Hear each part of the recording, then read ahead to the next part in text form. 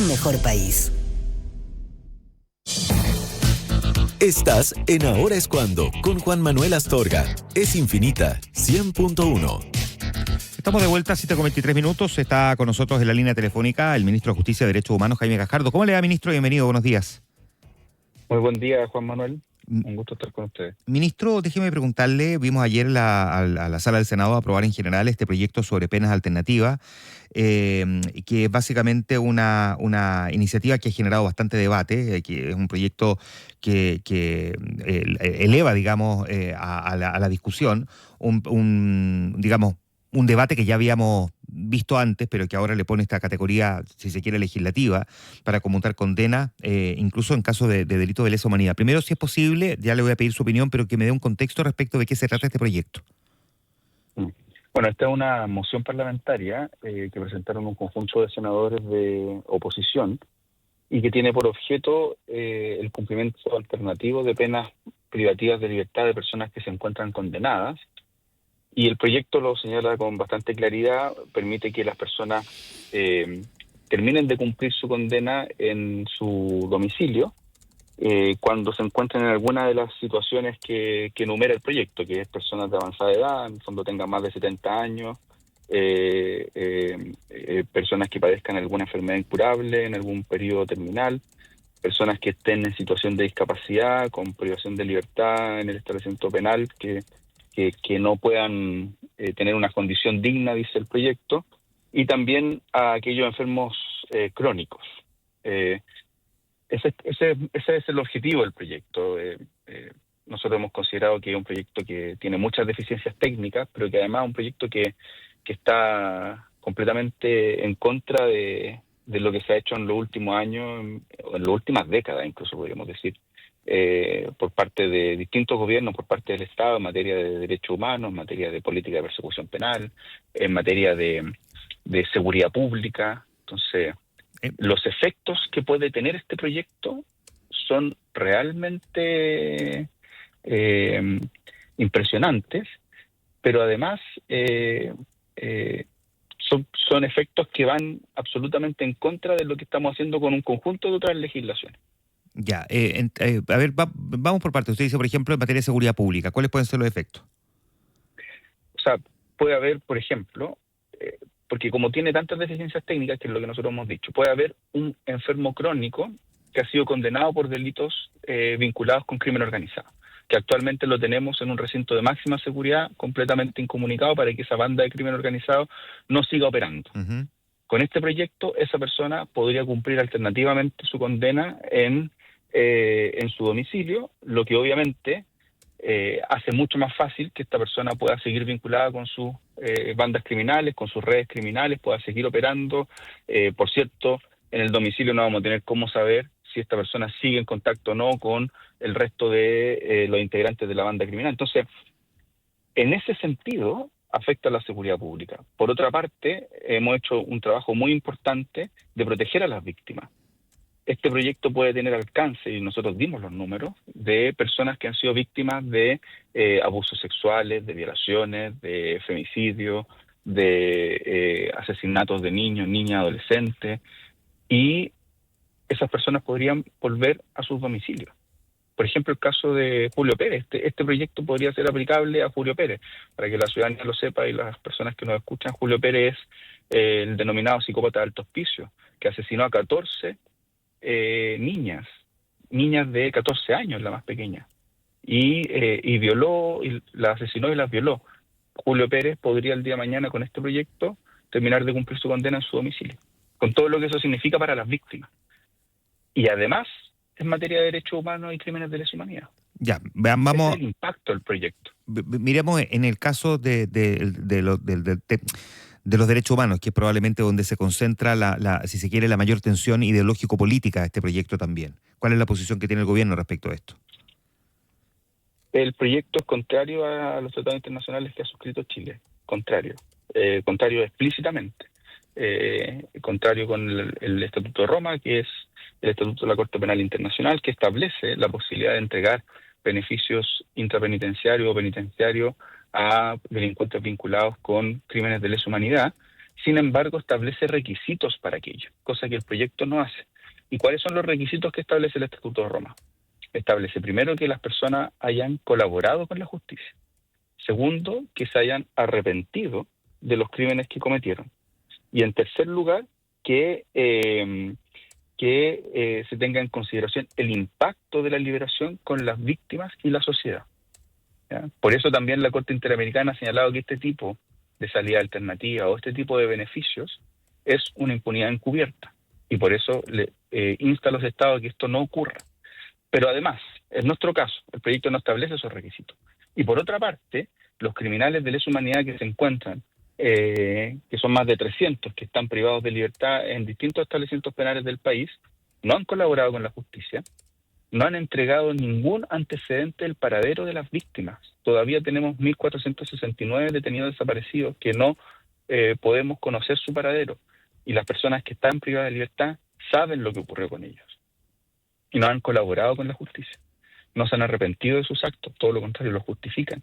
Entonces no se cumplen los criterios establecidos en el Estatuto de Roma. Por eso hemos dicho que este proyecto incumple obligaciones internacionales vigentes para el Estado, pero además es contrario a las políticas de derechos humanos que ha seguido nuestro Estado en los últimos 30 años. Claro, perdón, ministro, pero respecto a lo primero, que puede tener un efecto práctico, déjeme preguntarle qué pasa cuando un proyecto del Congreso incumple tratados internacionales, digamos. ¿Qué ocurre constitucionalmente en ese caso?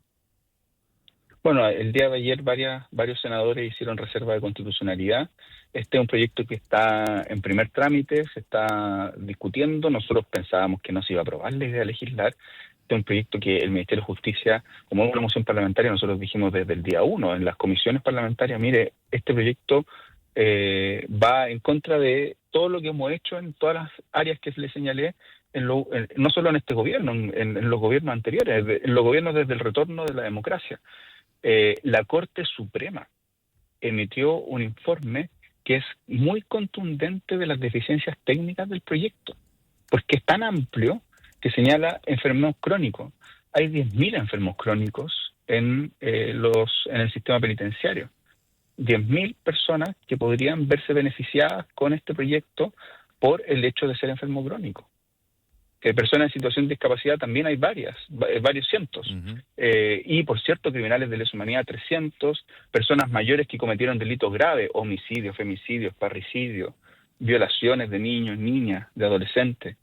Queremos que esas personas cumplan alternativamente el resto de su condena en su domicilio.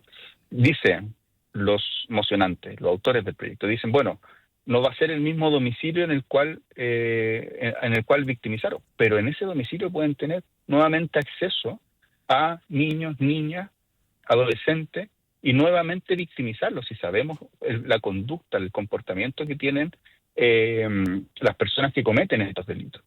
Entonces queremos poner en riesgo, por eso yo decía que este es un proyecto que pone en riesgo la seguridad del país. Es así de grave. Y a pesar de que entregamos todos esos antecedentes, yo porque tuvimos muchas sesiones de sala. En las sesiones de sala yo les daba con detalle el número de personas con el tipo de delito y también algunos ejemplos de personas que podrían quedar libres más allá de los criminales de lesa humanidad, porque todos sabemos que uno de los principales objetivos es que los criminales de lesa humanidad cumplan su condena en su domicilio. Ese es el principal objetivo que tienen los mocionantes. Pero además le señalábamos los otros efectos que iba a tener este proyecto. Y aún así se hizo oídos sordos y lamentablemente por un voto se aprobó en general este proyecto. ¿Qué camino va a seguir entonces el Ejecutivo, siguiendo su línea argumental, ministro? Bueno, a nosotros nos quedan pocos días de mandato. Nosotros creemos que este es un proyecto que el Ejecutivo debiera mantener su rechazo. Se estableció un plazo para las indicaciones.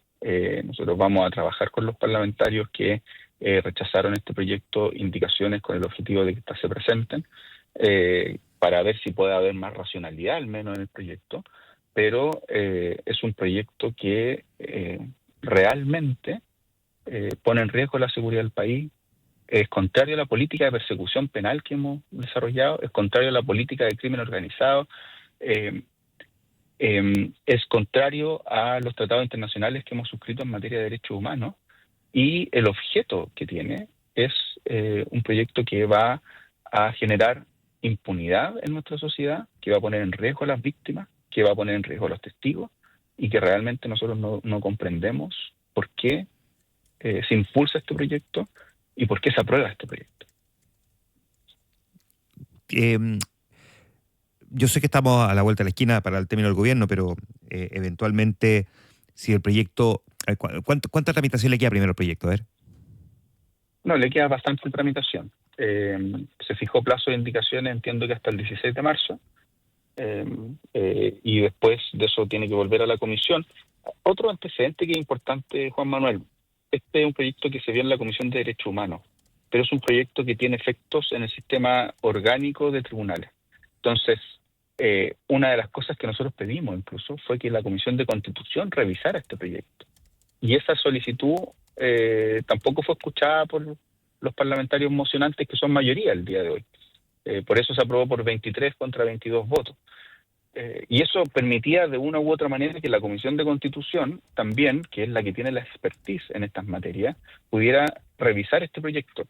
Y de hecho hay un antecedente, hay un proyecto que tiene una idea que es para un grupo de personas muy determinadas, que no son más de 200 personas en el país, 200 personas, mujeres embarazadas o mujeres con niños lactantes en los establecimientos penitenciarios, que no hayan cometido delitos graves, que tampoco hayan cometido delitos vinculados con la indemnidad de los niños, niñas, adolescentes, que esas mujeres pudieran, el tiempo de lactancia o el tiempo de maternidad, estar en sus domicilios cumpliendo sus condenas o sus prisiones preventivas. Y ese proyecto, que también se vio en primer lugar en la Comisión de Derechos Humanos, la sala del Senado dijo que lo revise la Comisión de Constitución. En el mismo sentido, nosotros pedimos que este proyecto lo revisara la Comisión de Constitución y lamentablemente la misma mayoría se negó a aquello. Así que esperamos que ojalá las indicaciones que se vayan a presentar las revise la Comisión de Constitución también del Senado, porque es la comisión que tiene la expertise, el acervo institucional para revisar este tipo de proyectos y que no se generen estos efectos en el cual eventualmente 12.000 personas, esa es la magnitud, 12.000 personas que han cometido delitos, además de los que yo les señalo, cuando son delitos de lesa humanidad, 300 y tantas personas, y delitos comunes, pero vinculados con la indemnidad sexual de los niños, la violaciones, femicidios, parricidios, son 300 y tantas personas, y además el universo al que puede alcanzar son 12.000 personas. No queremos que esas 12.000 personas pongan en riesgo la seguridad de nuestro país. ¿El Congreso lo invitó a exponer o al menos le consultó algo a usted, ministro? Claro, en la comisión nosotros como ministerio participamos en todas las comisiones que son nuestras comisiones espejo, por así decirlo. Ajá. Yo estoy prácticamente toda la semana en las comisiones de Constitución, la subsecretaria hizo ver todos estos puntos, la subsecretaria de Derechos Humanos hizo ver todos estos puntos en la Comisión de Derechos Humanos, todos estos puntos del ministerio. Y yo junto con la subsecretaria estuvimos en todas las sesiones de sala en las que se revisó este proyecto. Y en todas intervinimos, hicimos ver las deficiencias que tiene. Y Juan Manuel también lo hizo ver la Corte Suprema. Sí, el informe de la Corte Suprema es muy contundente. Habla de todas las imprecisiones técnicas que tiene el proyecto, de las consecuencias prácticas que va a tener, que son indeseables, de cómo es contrario a la normativa internacional en materia de derechos humanos y a las obligaciones de Chile, de cómo es contrario a la jurisprudencia de la Corte Interamericana de Derechos Humanos. Entonces, la verdad es que es bastante inexplicable el que esto se haya aprobado. Ministro, antes de terminar la conversación, ¿usted quedó a medio camino o concluyó las bilaterales con el gobierno entrante? Tuvimos 2 bilaterales muy provechosas. De hecho, al ministro entrante se le consultó después de que tuvimos esta reunión y él también las consideró muy provechosas. Le entregamos un conjunto de información.